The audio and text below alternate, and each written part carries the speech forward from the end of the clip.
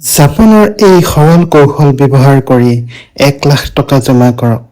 নমস্কাৰ বন্ধুসকল, যে আপুনি মাহৰ শেষত ভাবেনে টকা গ'ল ক'ত?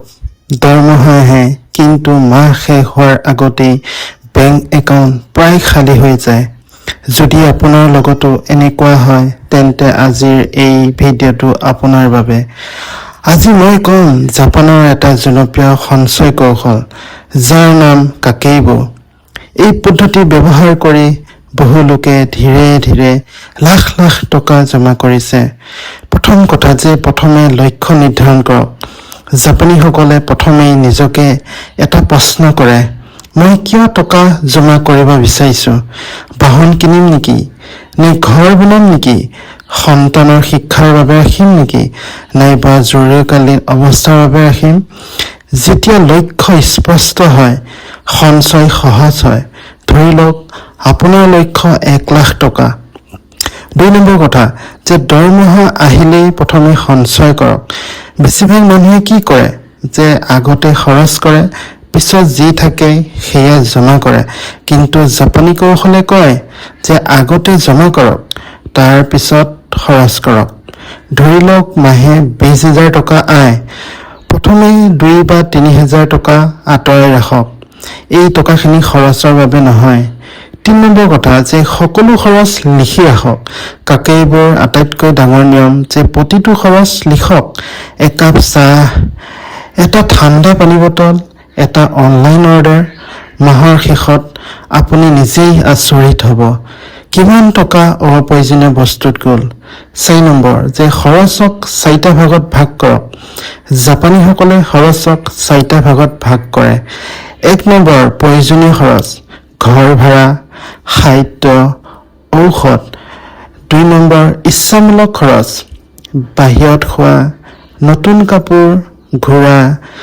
3 নম্বৰ যে সংস্কৃতি বা শিক্ষাৰ খৰচ, কিতাপ, পাঠ্যক্ৰম, নতুন দক্ষতা। 4 নম্বৰ যে অপ্ৰত্যাশিত খৰচ, ৰোগ, মেৰামতি, জৰুৰী অৱস্থা। ইয়াৰ ফলত বুজিব পাৰিব যে টকা আচলতে ক'ত গৈ আছে। মাহৰ শেষত নিজকে প্ৰশ্ন কৰক যে জাপানীসকলে প্ৰতিমাহে 4টা প্ৰশ্ন কৰে। মই কিমান আয় কৰিলোঁ? মই কিমান খৰচ কৰিলোঁ? কিমান সঞ্চয় কৰিলোঁ? যে অহা মাহত আৰু কেনেকৈ উন্নতি কৰিব পাৰিম? এই আত্মসমীক্ষাই মানুহক ধনী হোৱাত সহায় কৰে। 1 লাখ টকা কেনেকৈ জমা হ'ব? যদি মাহে মাত্ৰ 3,000 টকা জমা কৰে, 1 বছৰত প্ৰায় 37,000 টকা জমা হয়। যদি বছৰে বোনাছ বা অতিৰিক্ত আয়ৰ পৰা অলপকৈ যোগ কৰে আৰু নিয়মীয়াকৈ সঞ্চয় অব্যাহত ৰাখে, তেন্তে ধীৰে ধীৰে 1 লাখ টকাৰ লক্ষ্য পূৰণ কৰাটো সম্ভৱ। মূল কথা হৈছে যে নিয়মিত সঞ্চয় কেৱল একেবাৰে ডাঙৰ অংক নহয়। বন্ধুসকল, যে ধনী মানুহে বেছি আয় কৰাৰ বাবেই ধনী নহয়, তেওঁলোকে টকা সঠিকভাৱে পৰিচালনা কৰাৰ বাবে ধনী হয়। যে জাপানৰ কাকেইবো কৌশলটোৰ মূল শিক্ষা হৈছে যে লক্ষ্য নিৰ্ধাৰণ কৰক, আগতে সঞ্চয় কৰক, সকলো খৰচ লিখি ৰাখক, অপ্ৰয়োজনীয় খৰচ কমাওক, প্ৰতিমাহে নিজকে মূল্যায়ন কৰক। মনত ৰাখিব যে এদিনতে ধনী হোৱা নাযায়, কিন্তু প্ৰতিদিনে অলপ অলপকৈ সঞ্চয় কৰিলে এদিন নিশ্চয় ধনী হ'ব পাৰি। বন্ধুসকল, যদি ভিডিঅ'টো ভাল লাগিছে তেন্তে এটা লাইক কৰিব, শ্বেয়াৰ কৰিব আৰু এনেধৰণৰ উপযোগী ভিডিঅ'ৰ বাবে চেনেলটো ছাবস্ক্ৰাইব কৰিবলৈ নাপাহৰিব। ধন্যবাদ।